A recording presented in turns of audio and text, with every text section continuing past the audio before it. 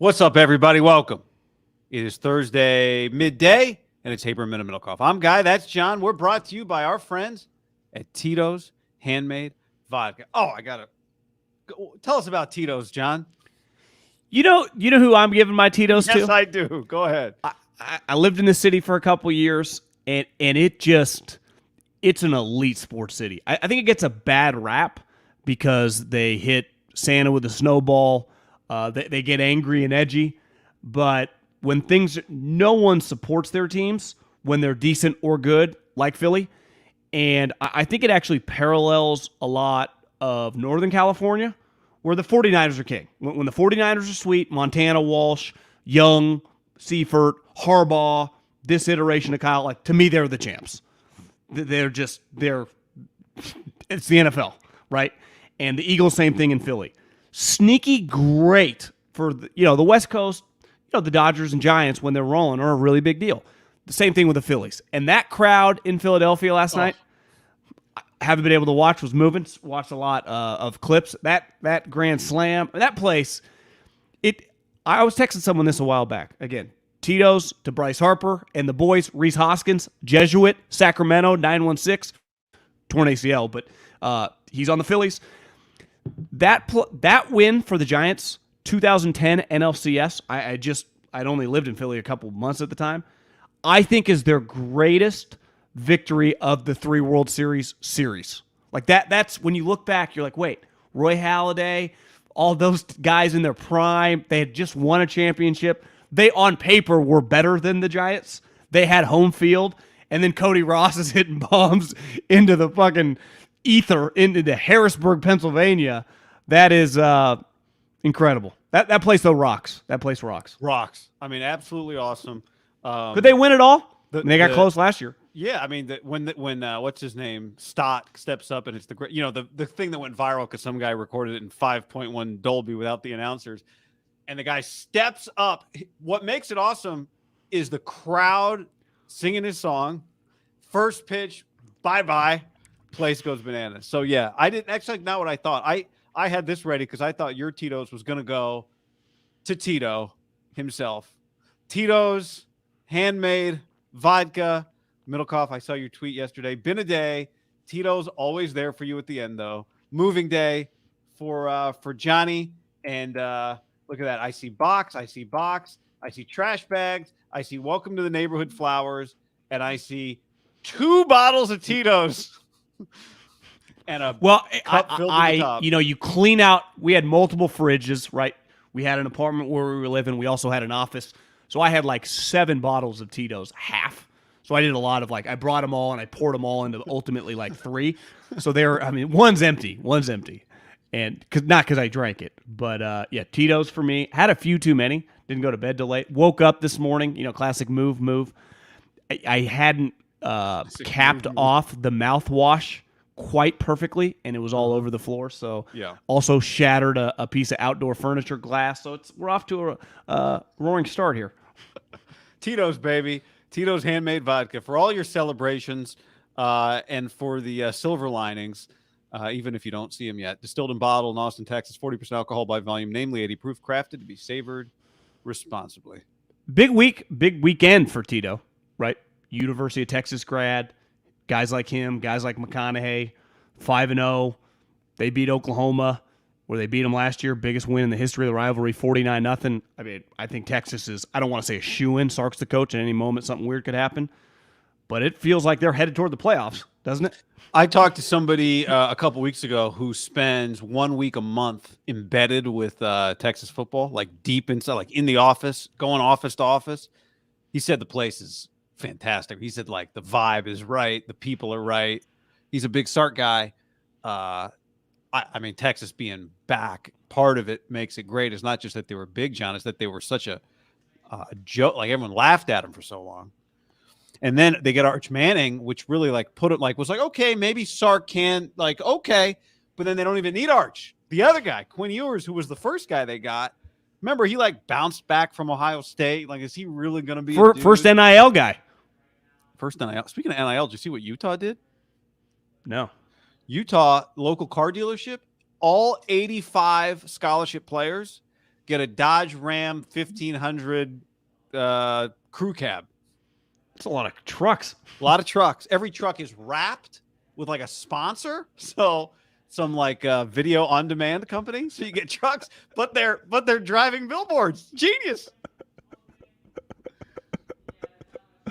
That is incredible. I did not see that. Yeah. Anyway, but you were talking about Texas. Yeah, we get I'll say this. I'll say this about Sark. I've always questioned him, and it's just based off his win-loss record, and he has a lot of bad losses at Washington. I mean, you look back when Pete got there, people forget he inherited a team full of NFL guys everywhere, right? It's like he inherited because Sark was recruiting so well, and this Texas team. I had a buddy who called me on his drive, like scout during training camp, and was like, "Bro, I just left Texas. I think they got 3 top 20 players in this draft, and they are a roster also just random guys loaded everywhere." Remember, Texas was when NIL started, they offered offensive linemen guaranteed like $50,000. They paid every offensive lineman. So like their budget is unlimited. John, you know what it tells me? Maybe, just maybe. Why are you laughing? I don't know what you know what I'm going to say.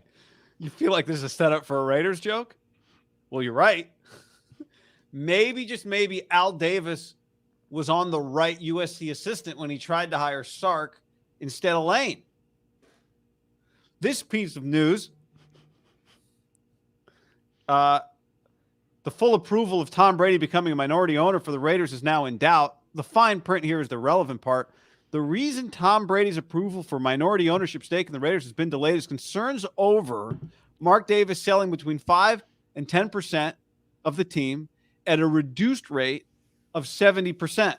Now, I did a little math here, John. I got to turn the calculator sideways on this, but stick with me. Tell me if I'm wrong. This is not my forte. Let's just say a team is worth $5 billion, okay?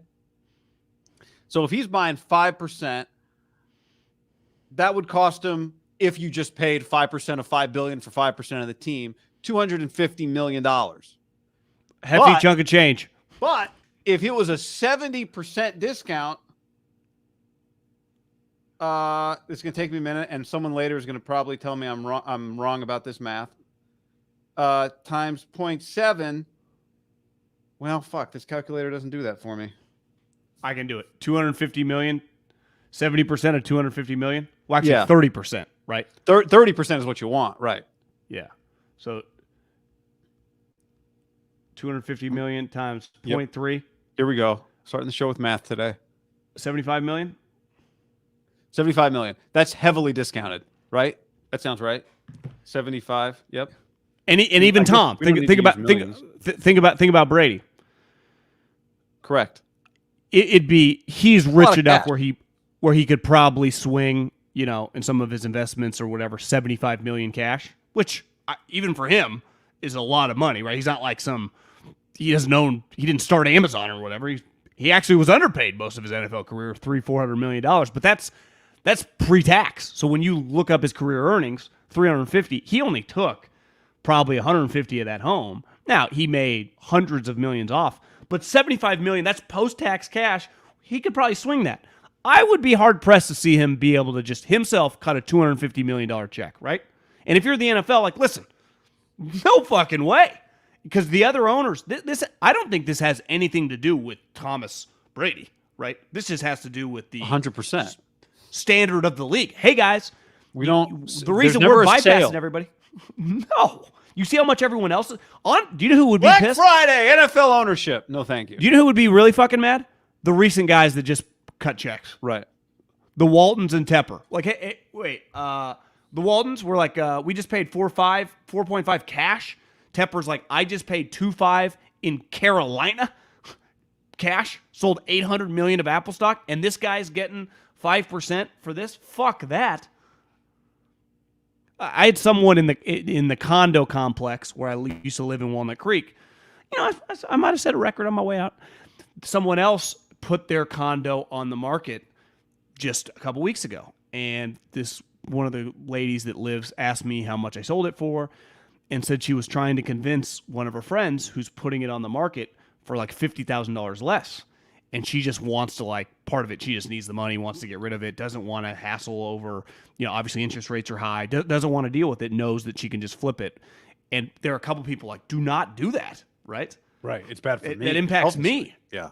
Yeah, because then what happens to the next purchase? Like, no, mine's irrelevant. It's based on that. Well, this is the new market price. So honestly, the condo complex, crazy idea, John. If she's going to discount at 50,000, God, I don't know. They should give the incoming buyer 50,000 somehow, right? Like, don't charge them full price. The rest of us will each contribute $500. There's enough of us, whatever, $1,000. It's right? Like the Raiders, not enough unity in the area. So it's not happening. All right, John. Let's start with a comment that hits on something that we've talked about, that we're going to talk about anyway. Here it is from Jay. Legacy game for Purdy this week. If he beats Dallas again, he's winning the second-year player MVP. Now, I don't think he's going to win the MVP this year, but I do think there is, of course, something to, if you think the Brock Purdy train is driving fast right now, what happens if he beats the Cowboys on Sunday Night Football? Well, a huge part of this guy's story. Now, in fairness to the legacy game, it's funny because I think their initial reaction is like, that's just classic, like Stephen A. Smith, Chris Mad Dog Russo, like older, just hot takey. I would say big picture, there are moments in people's career that you look back on after they become a really, really good player, right? Especially, I think sometimes when a guy's drafted high and it's clear he's kind of snowballing down the hill toward stardom, like a Mahomes or Josh Allen, it's like just an avalanche of building. Like, I bet if you look back to Mahomes' it's not his rookie year, but his first year starting, I remember his first game against Chargers, he threw like 5 touchdowns. It was just like, Jesus Christ, they got something here. Like, this is on steroids. And it just took off like a rocket ship. I do think sometimes when you're like a random later round pick, moments are bigger to get your respect. Because at the end of the day, like Mahomes or Josh Allen, these are first round picks. Even Lamar, by the time he was second year, like, yeah, he fell in the draft to pick 32. He didn't go pick 150, right? There is a level. You saw this forever with Cousins and Dak. I'd even go back. I think the guy that really had to battle it the most, and the stories on him just will not go away, was Russell. And he was a third-round pick, but it was like, what's he really doing? And then he just had moments early on in his career for a really good team. If I could interrupt you for a second there, to me, you just made me think as you were talking. I don't know if you saw this tweet Sando had the other day, but it was basically elite quarterbacks and how quickly they reach the Super Bowl. And he put together a graphic. For those of you watching this on YouTube, like and subscribe. For those of you listening to the podcast, great to have you listening. 5 stars on Apple Podcasts. And he put together a graphic of how soon elite quarterbacks win Super Bowls. And my thought, like Mahomes year 3, Bledsoe, or I guess to the Super Bowl, Bledsoe year 3, Jim Kelly year 3, Namath year 4, McNabb year 6, Aikman year 4. How do you pick these players? Brady's not on here. Russell Wilson's not on here. But part of it for me, Rodgers, part of it, honestly, when I saw this graphic was, I think there's a chance some of it works actually in the reverse order, right? That like going to the Super Bowl as a young player means you're probably on a good team, means you probably play for a good coach. And that experience can give you something that you can build on. It gives you time to develop. It gives you runway. People give you a chance. Not all the time, not 100% of the time. But like, I would say that to me is what becomes like for Brock. If Brock has a big game against Dallas and they win the game, great. My guess is that Kyle Shanahan won't sit in the press conference after the game and say, Brock just proved something to me I didn't know about him. Right. He'll be like, yeah, that's Ayuk's not going to be like, oh my God, I didn't know he had that in him. No, I think they'll say, yeah, that's who he is. Now, over time, you win a Super Bowl this year. Now it gives you the leeway, the runway, it's such a high pressure position. And in some ways it adds pressure, but in some ways it takes a little off. It just gives you time. And it is a reflection of the team you're on with great players and a great coach. So, yeah, I don't think he proves anything like in any legacy type way, obviously, on Sunday. And we're not even really That's not what we're talking about. But I do think he can. I think part of the question with him right now is toe-to-toe against Patrick Mahomes. Can he do enough to win the game, right? And I think that's part of what playing in these types in prime time. There is so much hype on him. There's so much pressure on him. I'm sure he ignores it to a degree, but it's hard to hide from the fact that he's Brock Purdy right now. And that's what's on his shoulders when he takes the field Sunday night. And that's I think if you just look at this franchise and the players, two guys that went really quick, it's kind of crazy that these two players, I mean, Kaepernick and Montana, because by the time Young went in 94, the dude had been in the league for a decade, right? He was on the Bucs forever before he even got to the Niners. So by the time he became a full-time starting quarterback and Joe was gone, and I know he played in some of the years like 88 and 89 at different points if Joe got hurt or whatever, like he came into the game. It's not like he would never play, but when he was a full-time starter, Montana was drafted in 79 and they won the Super Bowl in 81.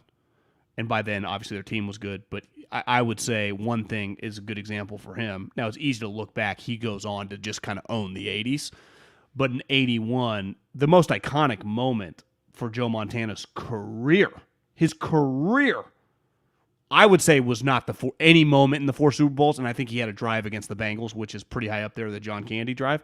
But it has to be the throw against the Cowboys. Right. So his career. Now, listen, you and I weren't alive, so it's hard to really quantify as a sports fan, but Montana was much bigger. He's coming from Notre Dame, and Notre Dame, wouldn't you say, in the 70s and 80s, probably the equivalent of like Alabama meets Georgia combined or something, like the fame of a Notre Dame quarterback? Yeah. I mean, so his fame, now the Niners had been shitty, but everyone knew who Joe Montana was, and they became the Niners that moment. Now, at that time, you don't know what it's becoming, but at that time, that moment is one of the biggest moments in the history of the sport, which is, and the NFL, it's a shorter-lived league, right? It hadn't been going on for 50 years like today. But it's hard. What's crazy about Purdy when you think about it is he made some really good plays in the wild card playoff game, and obviously did enough to win. It was more of a team effort in the second game. But like his season, for as great as his quote-unquote rookie year was, starting the however many regular season games and then the 3 playoff games, is really kind of remembered for getting KO'd in the NFC Championship game. I would say that's the number. When you say Brock Purdy coming into this year, that was the moment. Him just kind of holding his arm and being, no one had ever seen anything like that. That I'm not saying that's not his fault or whatever, but that kind of defined Brock Purdy. And then this year, it's weird because it was like, I think the expectations were like, okay, let's see. And it's like, fuck. And that's where these moments, but like I said with Montana and even Kaepernick, right? What happened with Kaepernick that first year he started, like the full-time starter once they got rid of Joe, or I guess Alex was technically still on the team that year because he took over and never relented, was him just running on the Packers in the playoffs. It was like, holy shit. So it was like Montana, throw against the Cowboys. Him against the Packers, just running faster than any human we'd ever seen. So I guess my point is, I think it's going to be hard-pressed for Purdy. Like, he's going to get highly judged in the playoffs, especially if he plays these two teams, right, the Cowboys and the Eagles. And that's where he could have a moment that's like, this guy's the full-time starter for the next decade. Yeah. Like, obviously he's much better than Jimmy, but it's like you wouldn't, if I said, hey, bet $10,000 Brock Purdy's the starter for the 49ers for 8 years, like, it'd be a pretty risky bet still, right? Yeah, he has a lot to prove. It doesn't mean just durability. There's a lot of question marks. Yeah. Well, I mean, I think, who said, I heard there was a quote yesterday. Was it like Gerald McCoy? Somebody said, like, tell me when he's done it for 2 years and then I'll believe it, basically, about Brock. Which is actually, I think, just in a vacuum, a very fair statement to make about any quarterback. I think that should be your default about quarterbacks. It's like, let's see. Kaepernick's a great example, right? Like, defenses adjust, you adjust back. Defenses adjust, you adjust back. You get more expensive, your team gets worse. Do you get better, right? Like all these types of things. But when you've played 10 games, you can only prove 10 games worth. When you've played 15 games, you can only prove whatever you can prove through 15 games. So I think for Brock, like what he's trying to prove, and let me rephrase that. He is not trying to prove anything. What I still want to see from him before you go, I know definitively he's good enough to win you a Super Bowl. Because I think right now you can put him against any team in any game, and you can win that game. You can beat Patrick Mahomes and the Chiefs. I don't know how many times do you have to play him 10 times to win 5. I don't know. But he can win you a Super Bowl. But saying that, can he win you a Super Bowl, doesn't mean can he win you a game. It means can he take you through the playoffs without making mistakes, big plays, the pressure mounts. Because it only gets bigger, which is why this is a great kind of test, because it's a big pressure game. Well, to me, it's like the question mark now, macro, is does he turn into a more athletic Drew Brees, right? Some version of that, right? Because he's a pretty unique player. There's not like a comp, right? For like, I'm watching Anthony Richardson, you're like, it's Cam Newton, right? It's like, Jesus, I know this guy could be a better version of Cam. You just watch a movie, like, holy you think Carolina shit. could not draft him because of that, even though Cam won him an MVP, took him to the Super Bowl? I saw a tweet that said, I hope everyone realizes that the Carolina Panthers essentially traded Caleb Williams and DJ Moore for Bryce Young. That's essentially what the trade kind of looks like right now. Oh, yeah. Because they are, I mean, they're headed toward the number 1 pick, but the Bears have them. So you think about it, you're like, holy shit.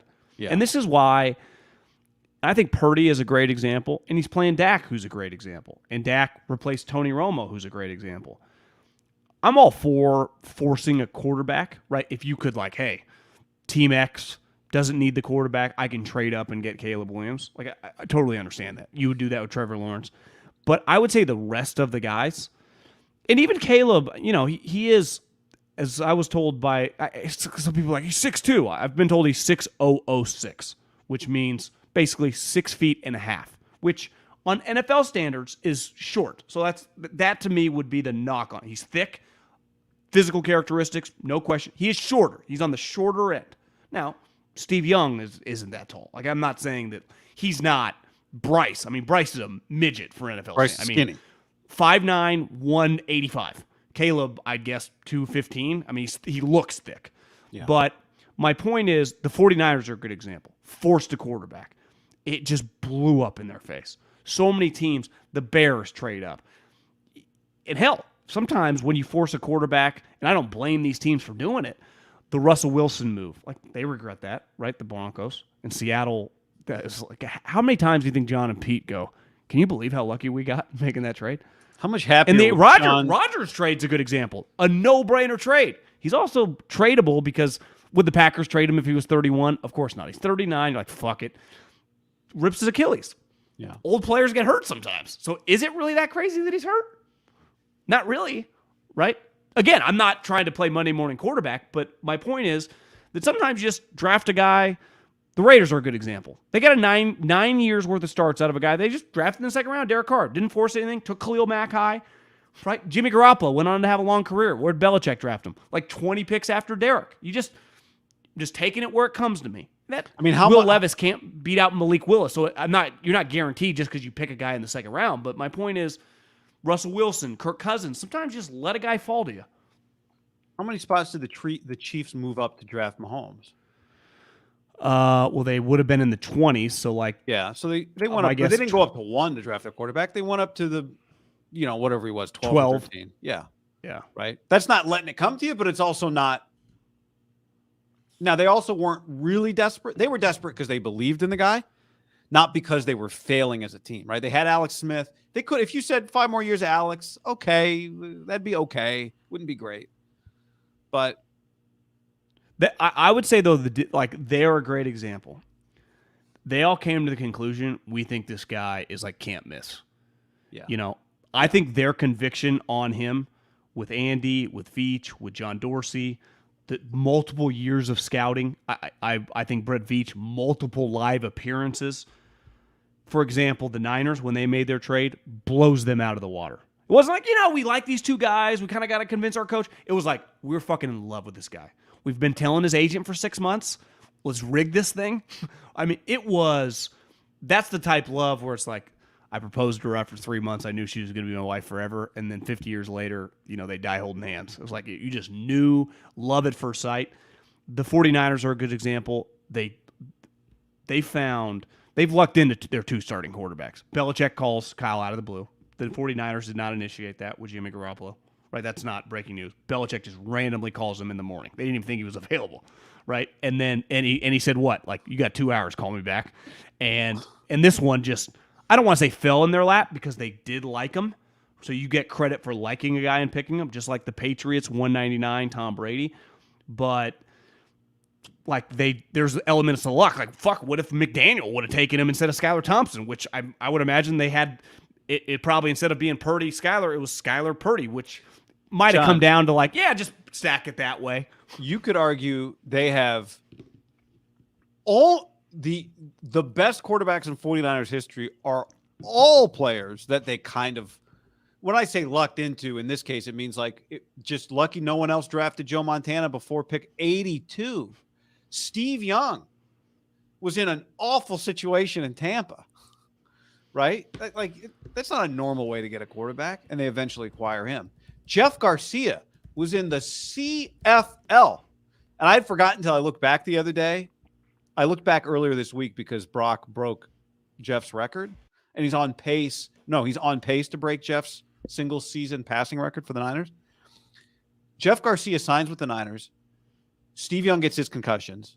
Garcia plays out that year like 99, splitting some snaps with Steve Stenstrom. The Niners then draft not one but two quarterbacks in the next draft, and Jeff Garcia beats them both out. Like, they didn't want Jeff Garcia to be their quarterback.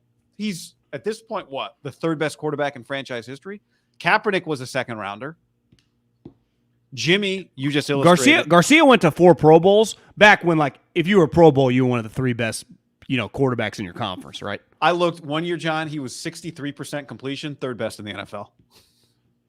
It was much harder. It was Kurt Warner was like 68, and then everybody else was like 64% or worse. Yeah, you got killed. Yeah. So, but like, you know what Steve Young was traded for? How about the Cowboys? Who? You mentioned Dak, but also Romo, right? For sure. Aikman was a highly drafted player. Yeah, they got Steve Young for a 4th round pick. 4th round. Steve Young and Trey Lance went for the same compensation. So it's just like there's nothing wrong.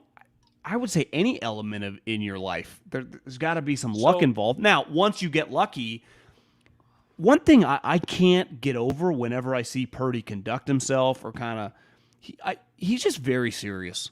And I think the overachievers, because I think that's where he's ultimately going to fall, even though clearly, like, he's talented enough to make the league. He was talented enough to dominate in a Power 5. He was talented enough to, he should have been drafted higher. I saw, was it Peter King or someone said that if you could redo the draft, that Purdy would go, I guess Purdy wasn't in Trevor Lawrence's draft, but he said Purdy would go ahead of Trevor Lawrence. They got the drafts mixed up, but that's not true. I don't think. But if you redid a draft, like, Purdy is not going, he's going in the 1st round. So just because of the position he plays, even with the question marks, like, is it sustainable? So I it's just a wild story. But I think I do think there's similarities when you watch, like, Drew Brees. I'll never forget the offensive lineman that retired and then became their play-by-play guy, and then he left that and got back into coaching. I forget his name, but when he gave his retirement speech, he started crying over Drew Brees, like how much he inspired him, like how serious these guys are with football. And we always talk, right, Peyton and Tom. Honestly, it was like Peyton was first known for it, and then Tom became his equal. Not accomplishments, just preparation. And then by the end of the decade, the Drew Breeses and I think the young guys, like, I think people view Mahomes as a guy that takes football fucking very seriously, and I know he trains really hard. Clearly, to play for Kyle, like, that's kind of they were stuck with Jimmy, but I not that Jimmy didn't grind, but they, like, wanted it up a level, and I think that Purdy is that, like, I would imagine if you got his iPad, right, like, how many hours a week or whatever, it's probably pretty high. Screen time? You think he gets a lot of You warning? mentioned something with, like, a couple weeks ago, Dion has a highly touted corner or something that they're not playing. I think, like, he finally played the other day and had like 7 PBUs. And I ended up, after you told me that, somehow the clip, Cormani like, McClain. Yeah, like, he was asked about it, right? And Dion, I always listen. Dion, he's a very old school dude, and they are not. I've had scouts tell me they do not fuck around with football stuff. And one of the things Dion mentioned about him specifically was like on Thursday, he gets the printout, right, for every guy on the team, their iPad usage. And, one thing about Dion, he not worried about calling guys out transferring, right? Because he specifically called this guy out like, it ain't enough. People who don't understand, this is the number one corner in the class. And was not playing on a terrible defense because Dion and the coaching staff thought clearly he's a 18-year-old, probably doesn't even realize, like, bro, just let me fucking go man to man, right? That's what you would have said, Dion. But Dion would have said, yeah, I had your skills and better, and I studied, right? And this gets back to Kyle, because I was thinking about, like, culture in football. Think about the dynasty of the Patriots, the last iteration, just how obviously Tom set the tone, but then Gronk, Edelman, some of their offensive linemen, Hightower, McCourty, Slater on special teams. To me, culture, obviously the coach matters and implements the scheme and everything, but it's really your tone is set from the players. Yeah. And I think that's what the 49ers have in spades, but you can have the culture and the character of the guys, but if you're missing the quarterback, I don't care if you got 7 Debos and 4 Trent Williams, you're going to have limitations and you're going to get bounced probably when you shouldn't. And now that they have it, who fits in their mold, it's like the sky's the limit. Why did the Eagles really take off and feel even higher level than the Carson Wentz Foles? Because this guy is so fucking serious, right? He's just, even when he plays shitty, I have so much respect for Jalen Hurts because I just know, like, I bet Kyle would like him. I'm not saying his limitations sometimes as a player, but just how seriously he takes football. Well, I thought of Jalen this week when you sent me yesterday the clip of Jimmy Ward on the Richard Sherman podcast saying, like, I think Jimmy Garoppolo could have played in the NFC Championship game. And I just immediately thought of the way that Jalen Hurts handled the national championship when he was at Alabama and he got benched at halftime and they brought in Tua and Tua brought him back and they won the title. Different situation. Jimmy had been going through getting marginalized by Kyle for like 3 years. He was over it. But did you see the part of the clip where Jimmy said, after he said, I only want to play nickel, or I want to play safety, not nickel? Kyle said no. And he said, we never talked again the rest of the year. I did not see they didn't that speak. part of the clip. They didn't. Him and Kyle did not speak. I saw that he said D'Amico told him, wherever I go, you can come play safety for me if I get a head coaching job. But yeah, I mean, there's something to be said for. In fairness to Jimmy, these conversations are tough, right? He's got pride. He's been a starter on a Super Bowl team, and he got beat out by the Niners, right? Like Kyle thought Jimmy they had Ward. Yeah, Jimmy Ward. Yeah. I go back to when he got hurt, and Brock said, "Now is a chance for me to prove that I'm what I say I am." That's a pretty impressive way for somebody to look at a bit of adversity. Like, I preach that I handle this stuff, so let's see if I handle it. And I think sometimes athletes and teams and coaches, I think one of the things that pisses them off is when people assume from the outside, like, we're putting pressure on you, I expect you to win. And from their perspective, they think, I'm the one putting in the work. You don't have a higher standard for me than I have for myself, right? Like, I think that's what pisses guys off. And you're like, yeah, if a team is losing, yeah, we're losing, but believe me, whatever you think I should be doing, I think even more highly of me. And I think that's what kind of Brock was saying when he said, let's see if I am what I say I am. Like, at a time when nobody had really that high of a standard for him as a player, he had a high standard. Now the standard has raised for him, and he doesn't seem to have changed his standard for himself. Like, this has always been his standard. A buddy of mine called me yesterday. He's like, the thing about Brock as I watch him is just that nothing ever changes for him. And that's what this is like. He's going through this period now. Things change for guys who become stars, who start getting endorsement deals. Like, I saw Brock did the clip, like, I'm sharing a room and I'm driving my Toyota Tundra. It's like, well, yeah, but that's a Toyota Tundra commercial now that you're in, right? Like, his life is changing around him every week. It's still early. Nothing seems to be changing. And that's where, Randy Gregory got cut. And I did a video yesterday, like, maybe they'll sign him, maybe they won't. But I read a text message from somebody who was with the Broncos during camp. And he said, yeah, the problem with Randy Gregory and Sean Payton is Sean puts a lot of emphasis on effort. I'm like, oh, seems like a high bar. So could the Niners handle Randy Gregory? Sure. I mean, he wouldn't whatever. He wouldn't distract them. Could Chris Cassera coach him up? Yeah. Hell yeah. Does he fit in with them? No. No, he doesn't fit in with them. Yeah. This is why during the scouting process, and I always think it's just, it always has irked me sometimes, like when things are asked to players or things get out during the process before a guy's drafted, and a lot of media members go, this is so unfair. Why do we care about a guy having balance? And why do we care about their family structure? Like, this is the business you're in, finding everything out about this human being. The human is your business. And when you're going to draft a guy high, you need to know everything about him.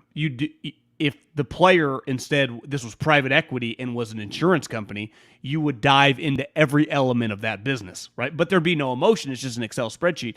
But everyone gets so emotional during draft time. And sometimes it's like, does it matter that Des Bryant's mom was a prostitute? Like, yeah, I mean, I understand.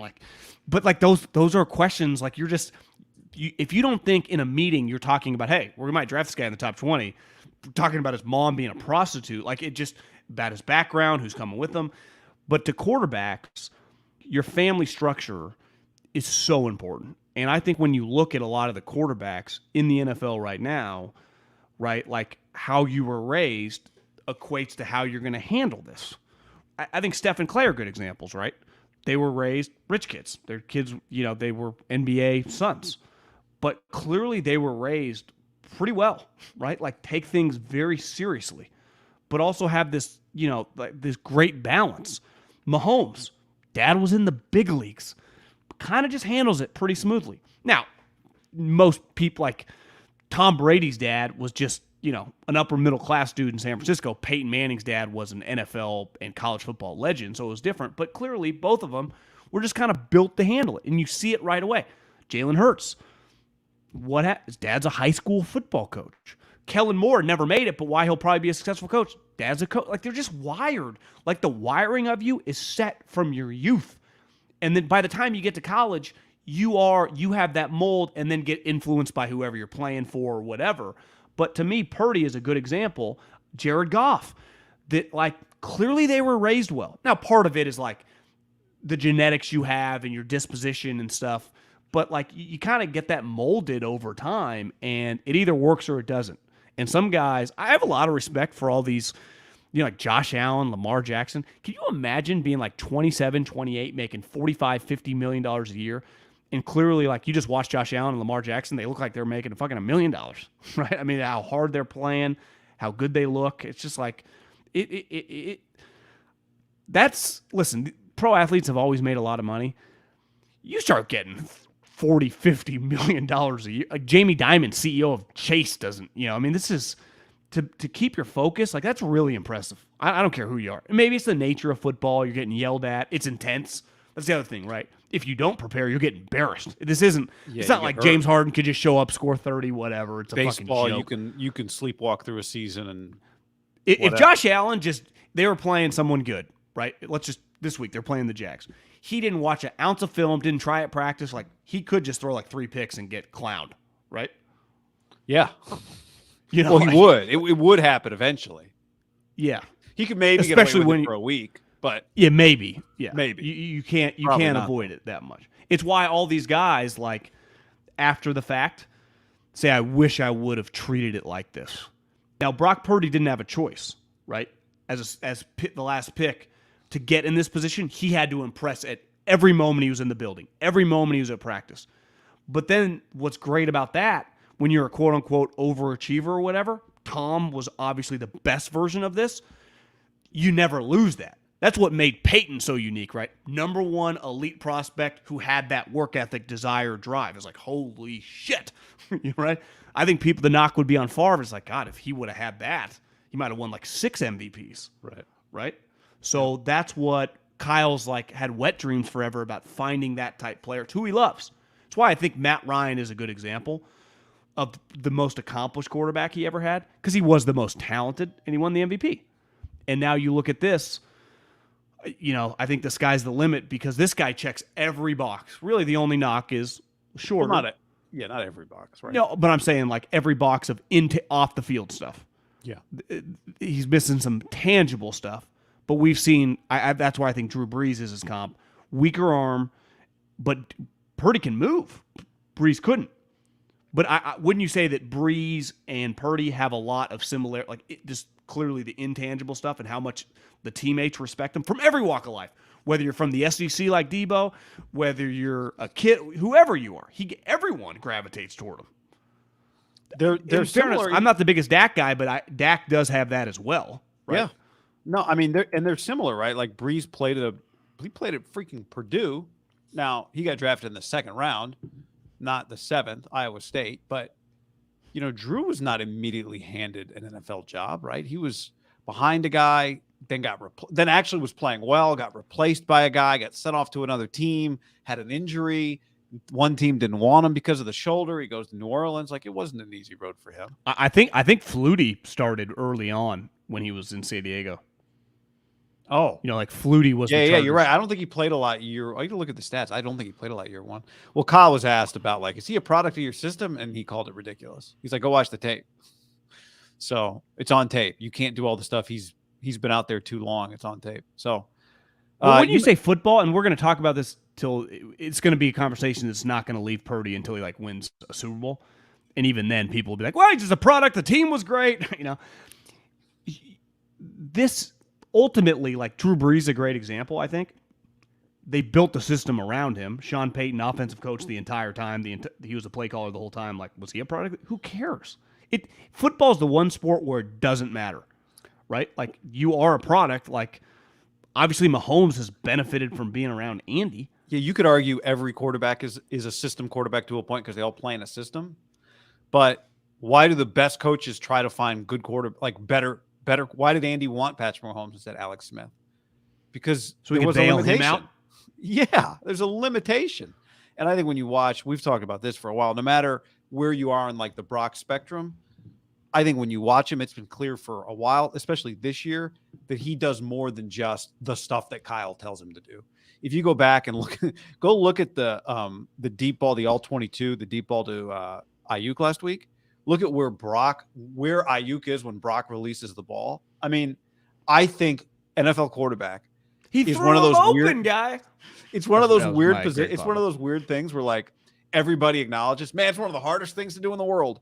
And I think we have no concept of how hard it actually is. How hard it really is. Right. To do the basic stuff, let alone the hard stuff. But you mentioned Dak. Let's talk about. Isn't he a product of being on a team that drafts extremely well? They always have a really good offensive line. Their defense the last couple of years, like the Niners, have been elite. If I just put Dakota Prescott right now on, pick some random kind of crappier team, right? If I put him on the Falcons, they're better. He's not Mahomes around like there's some lock. No. Lose me? I did for a second, but I got you back, I think. Well, you're a little green. You turned to green. Very light green.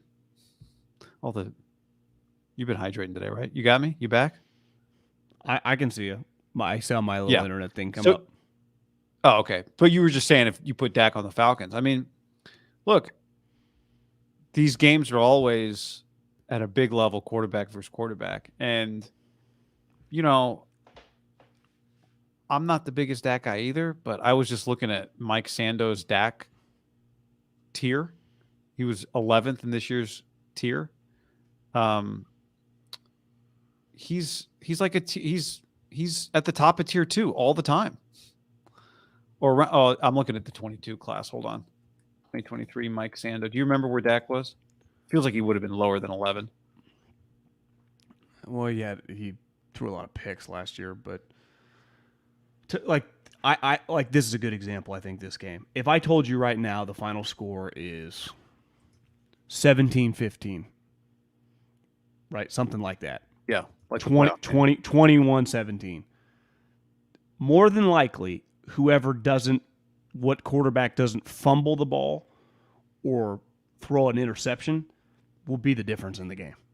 Because turnover in a tightly contested game, a turnover leading to a field goal could be the difference, right?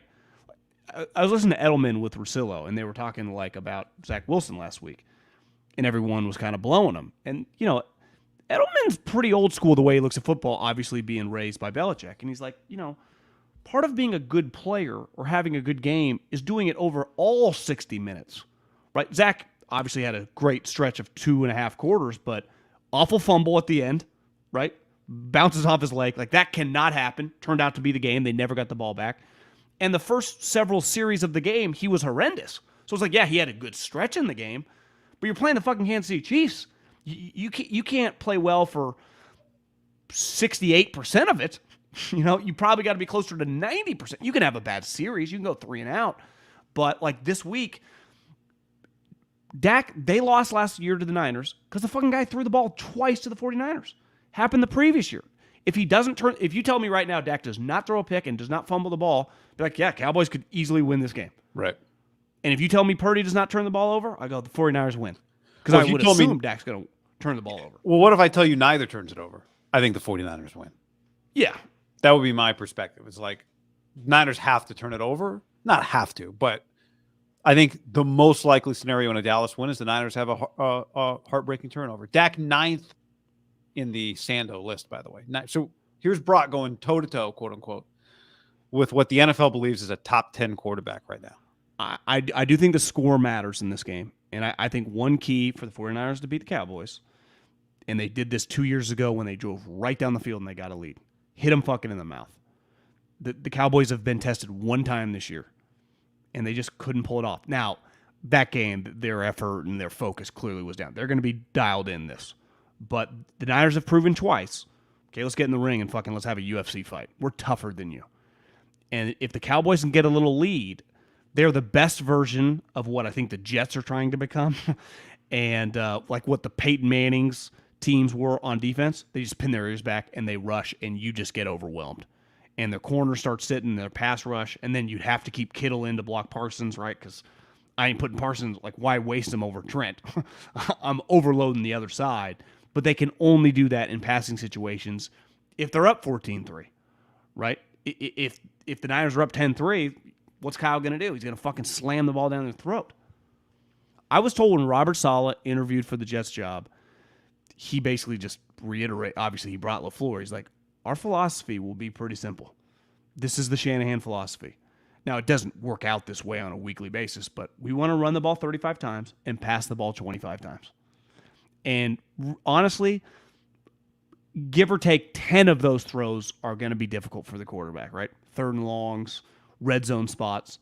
But 15 or, over half of his throws in this offense are going to be considered for NFL standards easy.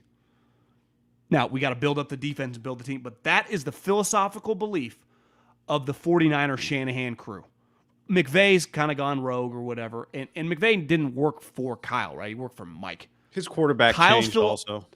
Yeah, but if Kyle's philosophy, if Kyle had gotten Stafford, I don't think his philosophy would have changed. He would have just tried to make Stafford more efficient and not get him killed, right?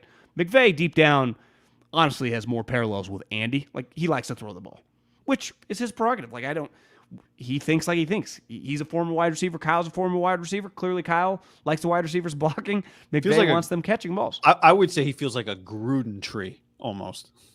Yeah. McVay. But I would say Gruden's a little conservative, right?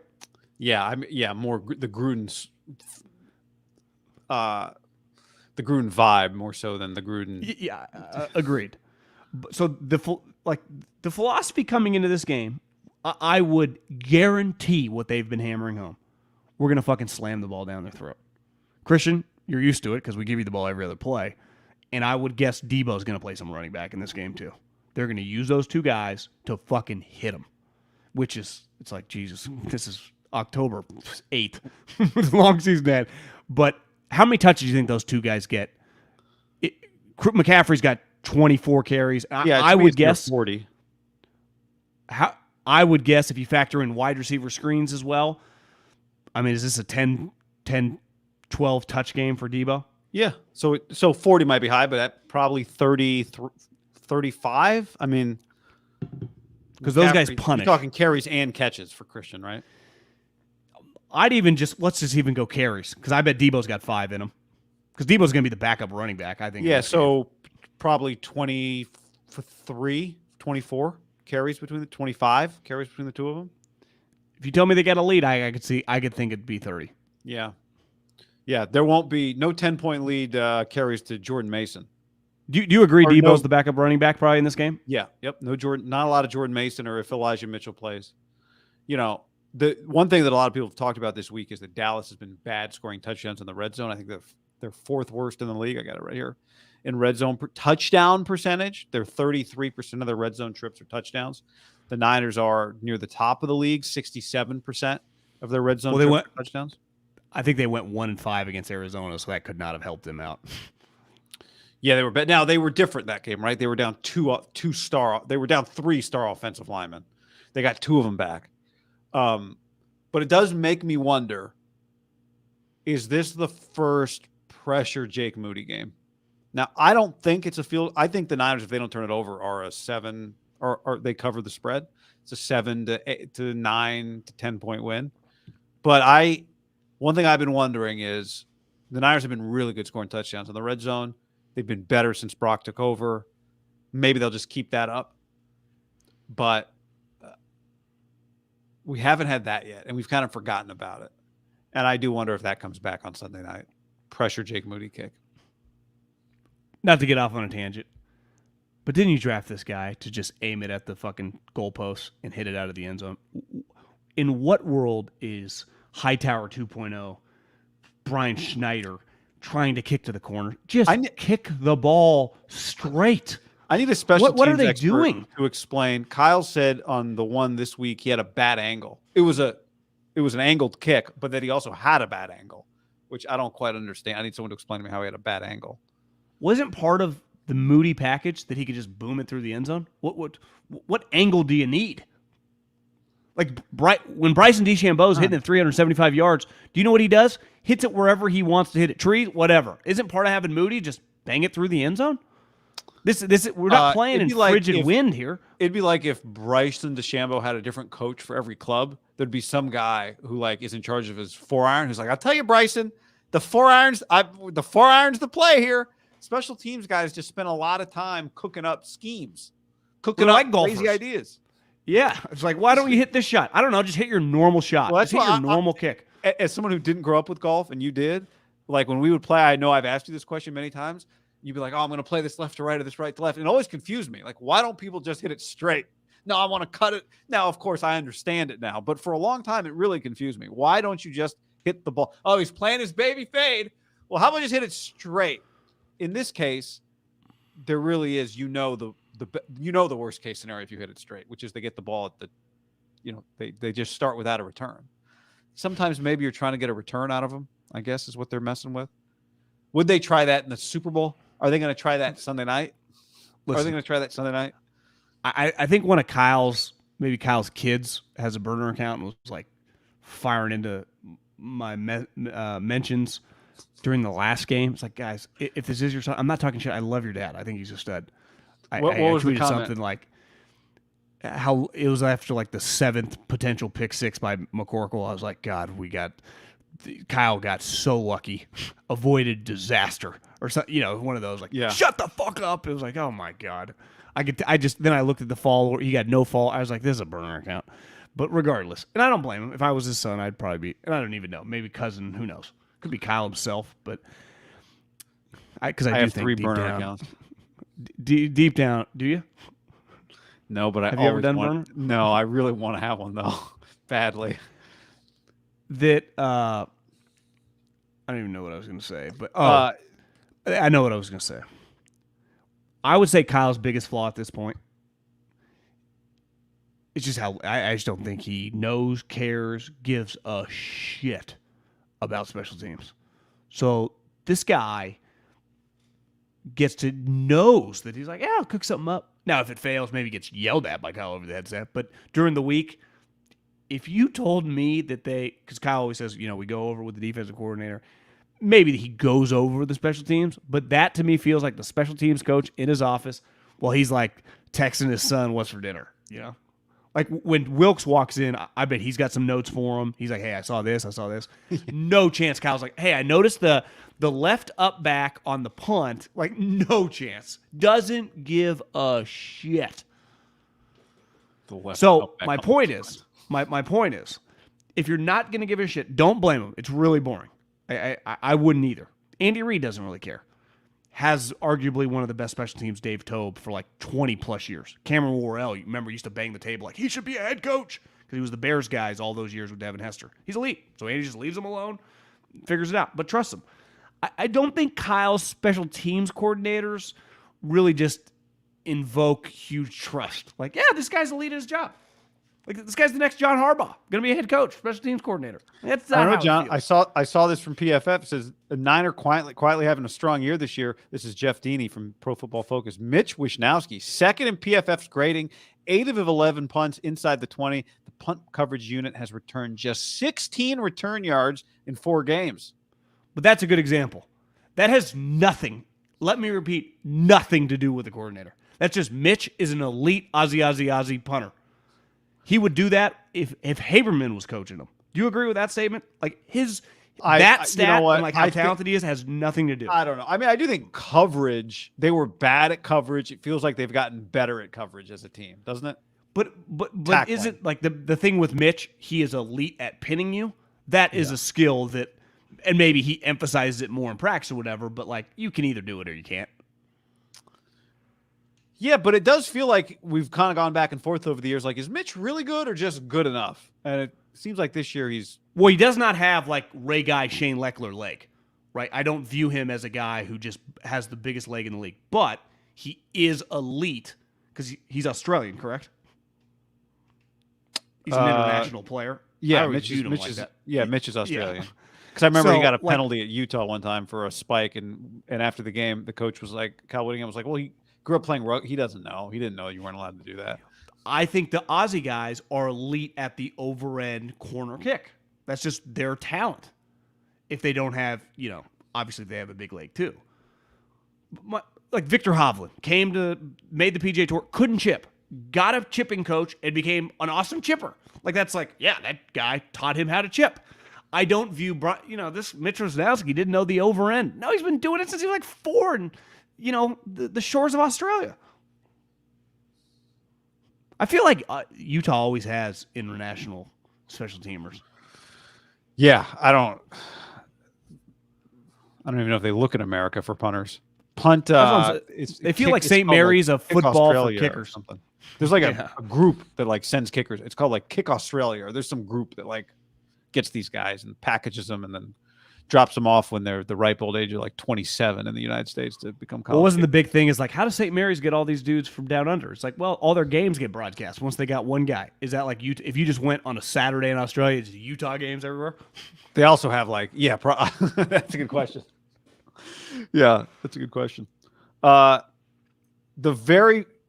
we go. X-Men thumbnail. Did you happen to catch the thumbnail on the YouTube today? Well, no, I didn't see it. Oh, you should check it out.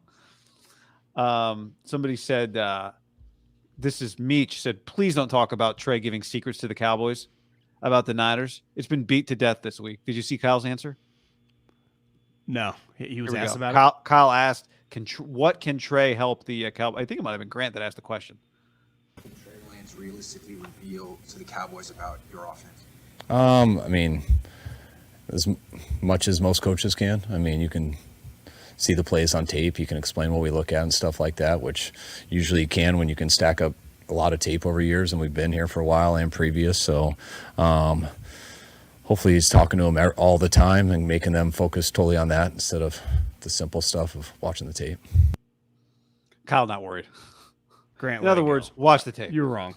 Grant, you're wrong. I mean, the holding on to Trey Lance thing. It's like, I think it's possible that was in Jerry's mind. I thought, when Jerry said the other day, like, we got to go through them, I do wonder if part of the trade in Jerry's mind was like, we need every advantage we can get. So, anyway.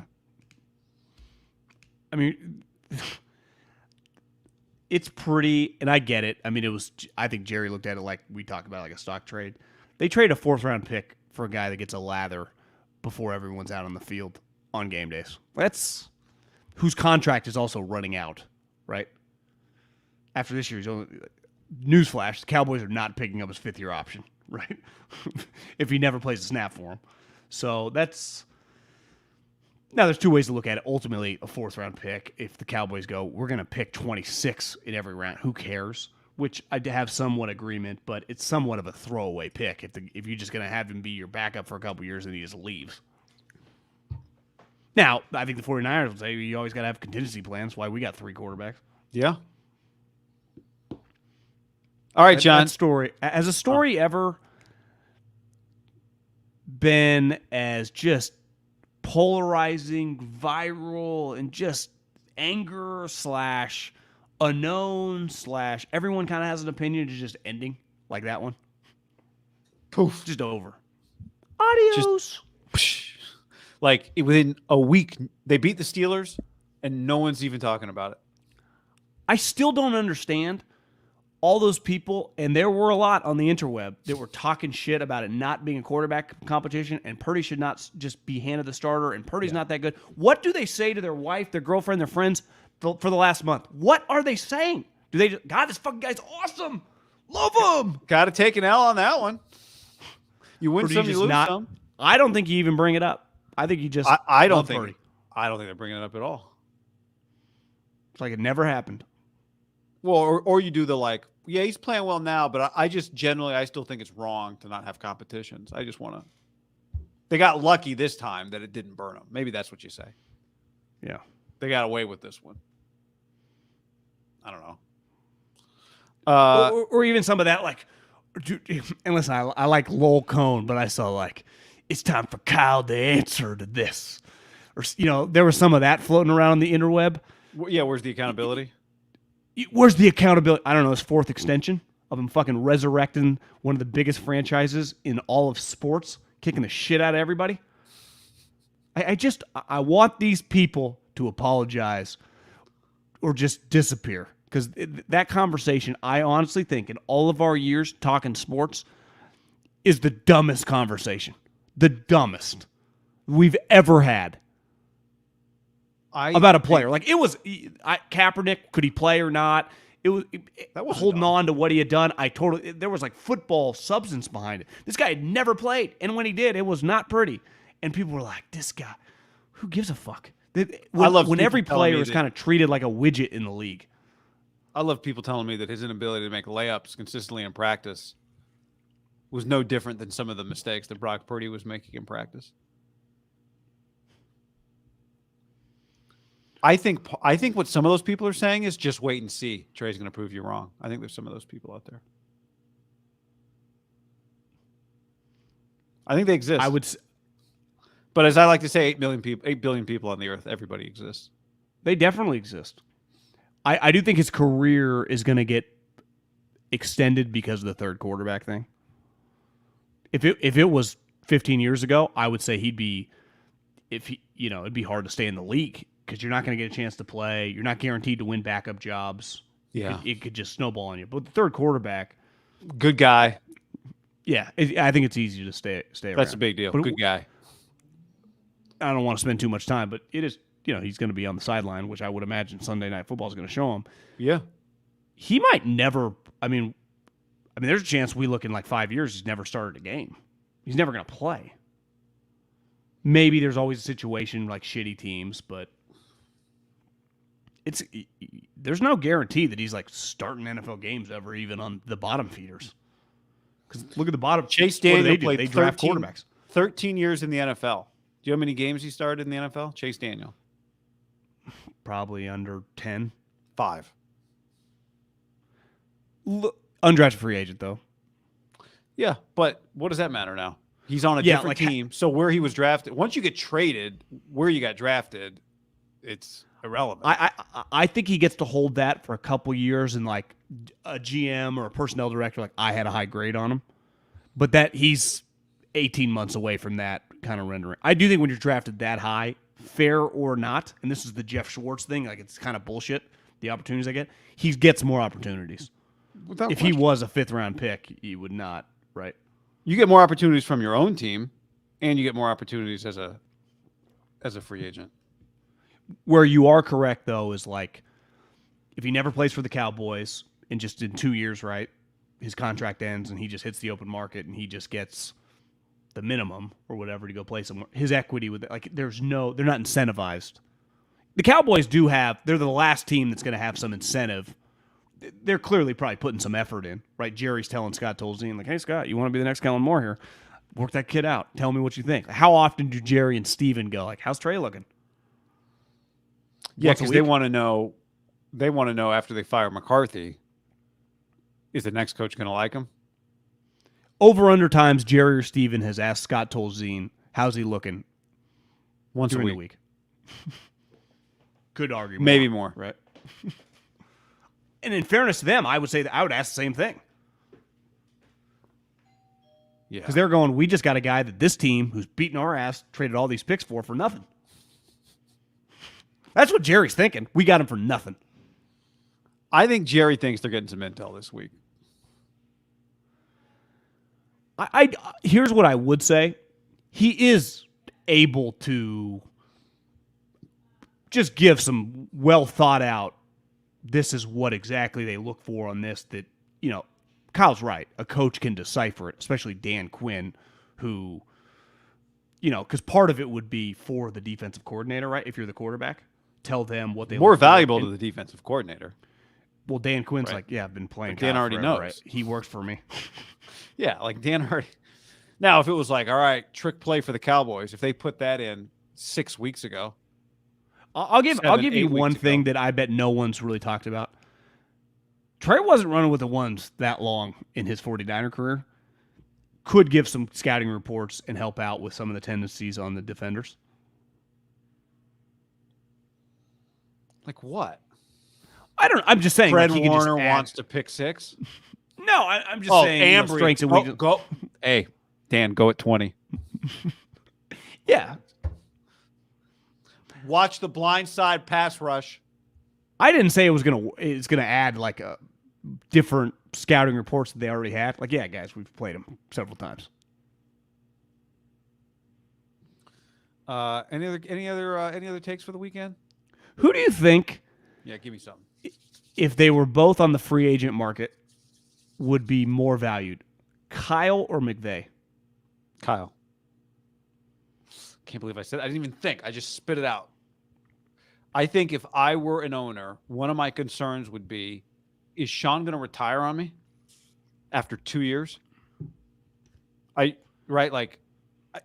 you were doing a real interview, it would be a big part of the interview would be, Sean, you took several months to decide whether or not to continue coaching. You're young. How long do you think you're going to coach? I have no question. If I give Kyle $100 million and full power of my entire organization, he starts drafting guys and changing schemes, he's going to be here as long as I let him stay. Sean, I don't know. Now, maybe Sean's all in again, and we're never going to talk about it until he's 80. But I think that'd be the first question for Sean. Sean, how much longer are you coaching? Yeah, Also, Sean, why are you always talked in the about end zone celebrating? Sean, you talked about spending time with your children that you did not have.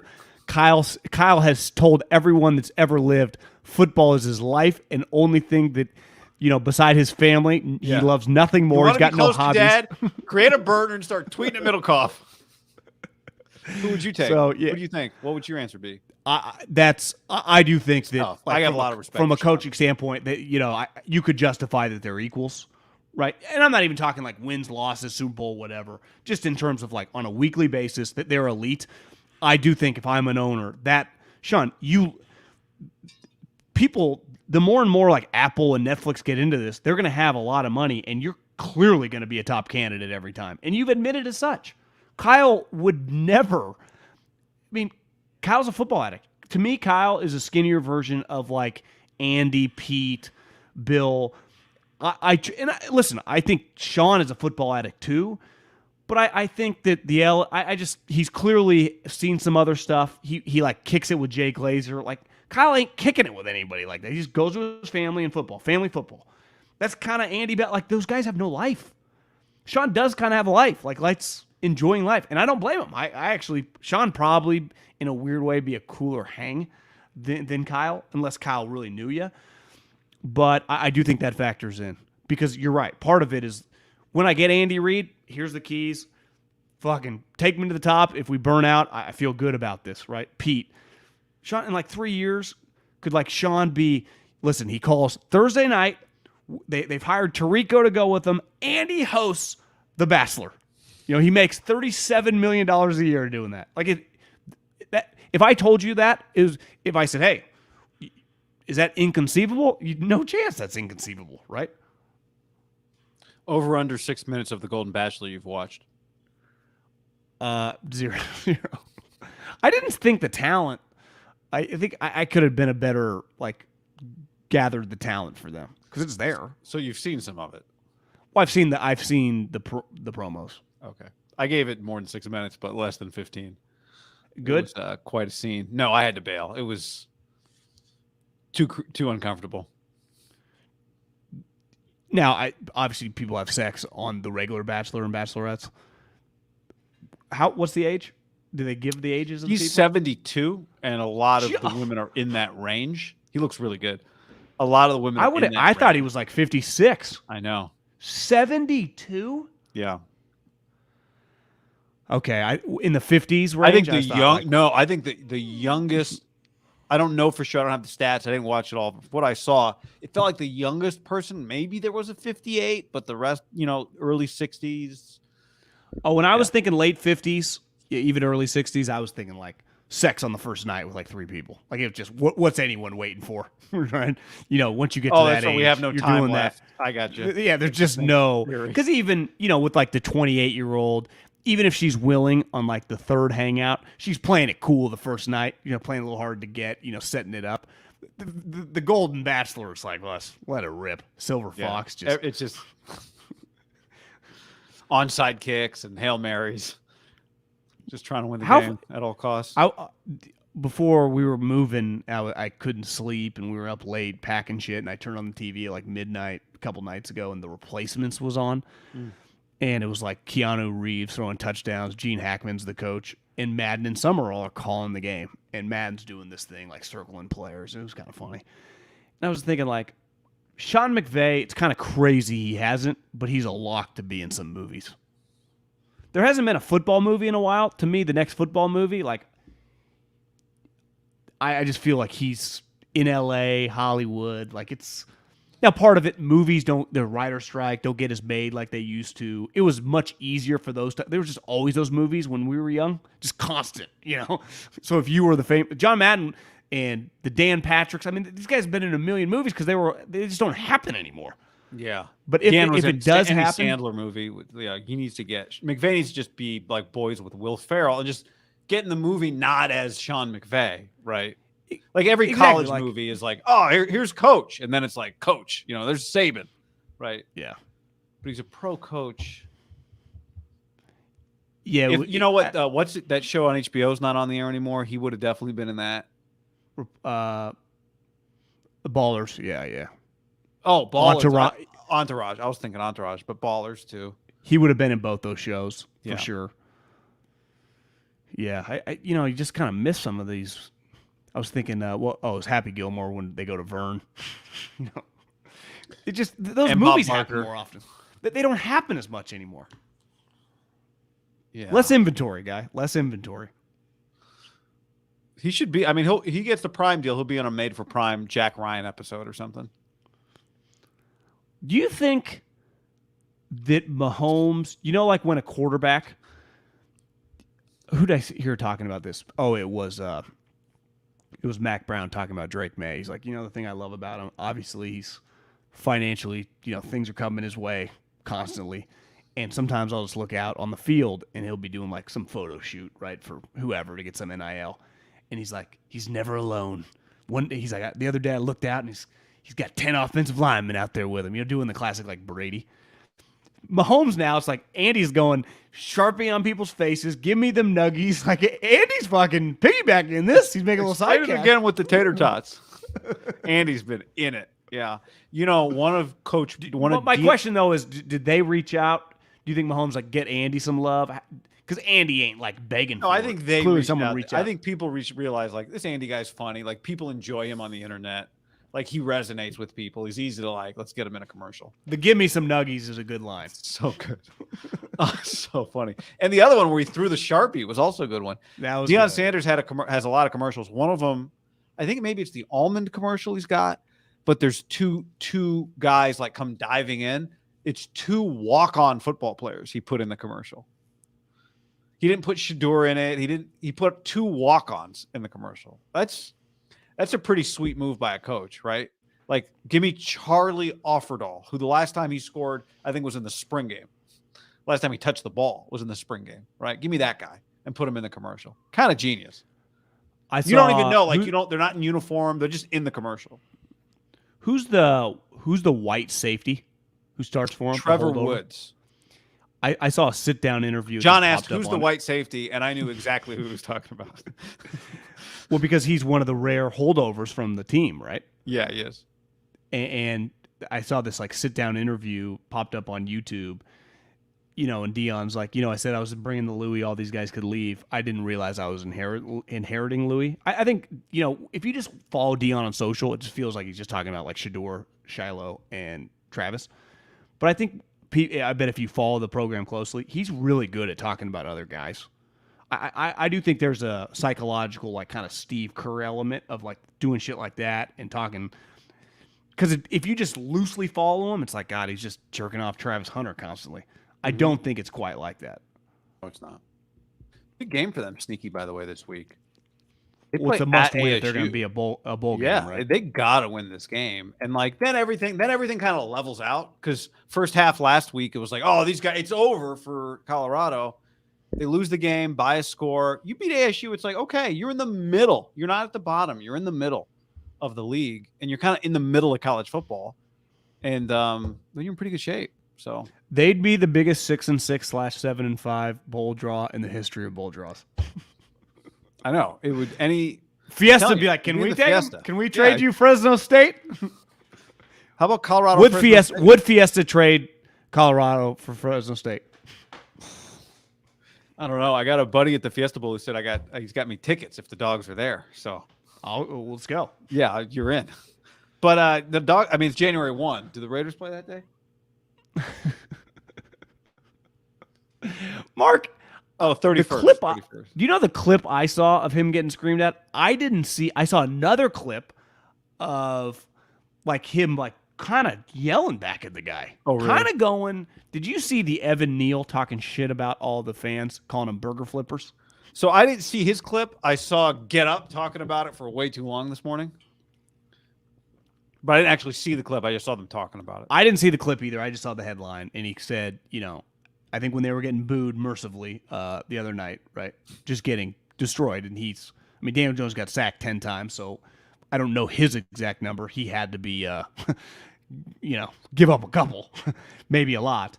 And he started booing back. And then I think either after the game or maybe a couple days later it might have been on Wednesday, open locker room, maybe he was asked about booing back and said, kind of just shit on the fans, called them all, who are, a lion doesn't worry about the sheep. Who are these fucking people, burger flippers? And he's come out and, like, clearly, I bet Brian Daboll's like, bro, you need to walk that one. This ain't going to fly in New York. Say you're sorry. Say you're not burger flippers. I respect hardworking people that are paying a lot of money.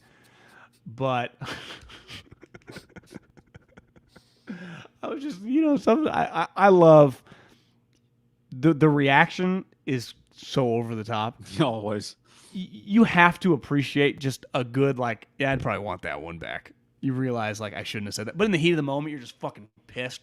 You're 25 years old. Your season's just going to shit. They are a disaster. And you just make it 10 times worse. I saw someone like Don LaGreca, like Michael K's partner. I just saw my timeline. Hot garbage, epic this rant. fucking piece of shit. I was like, oh, I can't wait. You goddamn loser. When I see Epic Rant and New York radio, that's an immediate click for me. Or Mad Dog. You think you're better than us just because. But that guy specifically. All right. Anything else? Everything you think it would be, it is and more. I can't wait to listen to it. All right. We'll see you guys on Sunday. The Niners acquired Mike Evans before then or something. 40 million. Everyone's $40 million in cap space. Let's make some moves. Well, you're undefeated, number one in the power rankings, playing the Cowboys at home on Sunday night. It might be okay. Caleb is one of the only teams he'll go to. Caleb's like, I want the Bills, the Chiefs, the Niners. It's like, yeah, it is. Back at us. Whoever gets the number one pick, I'll end on this. He's going to refuse. You can see it coming from a mile away. It's like, I only want to go to these 4 teams. They all got quarterbacks. They're all like drafting 28th to 32nd. It's like, oh, yeah, the team with the number one pick. Oh, we'll totally get your demands. Hey, Kyle or Andy, you don't even need them, but trade us your 3 number ones. We'll just go from 1 to 33. Like, cool. Good luck with that. That's going to be, watch how that thing unfolds. Take a year off and be in the movies or something. But then how you do understand, there's Clock's ticking. the teams. You're not going to the Bills. You're not going to the Chiefs. Who were the Bills before Josh Allen got there? I mean, they were a legitimate franchise, but in terms of like a championship contender, been a while since they'd been a real championship contender, right? Yeah, but even if he wanted to go to the 49ers, which I would imagine is going to come up, and Kyle was willing, like, yeah, I'll take him over Purdy, that team in a million years would never, like, yeah, we get it. You don't want to play for us. We're never trading with to fucking pick 30. Fuck you. Hey, before we go, that was a good note to end on, actually, but I do want to mention, because getting a lot of comments. If you have other ideas for thumbnails of a bald person and a person with hair, let me know, and we'll do thumbnails. Today's is different if you want to go look at the YouTube thumbnails. They look good. They look good. I look. So if anyone's got more ideas, let me know. Yeah, there we go. All right. And you can catch Guy next year at the season ticket holder, right, Chase? The Lakers WNBA team he just bought. Yeah. Yeah. Maybe I'll do some games for him, John. Pac-12 Network. Use the word. All right. Later, everybody. Later, everybody.